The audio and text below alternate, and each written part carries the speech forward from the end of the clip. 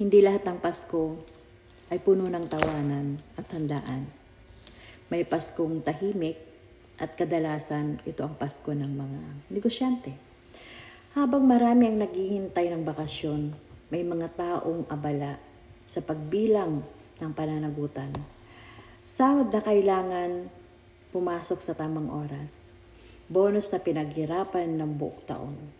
Mga pangakong hindi pwedeng mabigo bago magsara ang Disyembre. Sa likod ng bawat negosyo, may mga taong umaasa. At kapag ikaw ang nagmamanage ng desisyon, hindi ka lang nagmamanage ng pera. Inaalagaan mo ang bawat kabuhayan, pangarap at kinabukasan ng iba.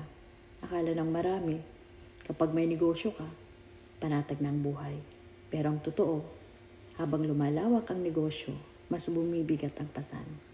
Mas tumitindi ang takot magkamali. Mas nagiging tahimik ang Disyembre. Hindi dahil kulang ang saya, kundi dahil puno ng pananagutan. At sa kabila ng pagod, may kakaibang ligaya.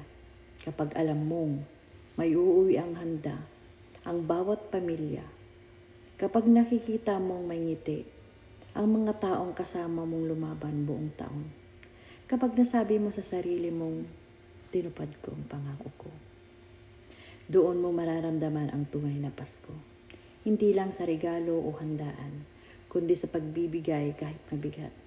Sa pagtindig kahit pagod. Sa paniniwala na may saysay ang bawat sakripisyo. Sa pagtatapos ng taon, kahit tahimik ang Pasko, may kapayapaan sa puso. Dahil ang negosyo ay hindi lang tungkol sa kita.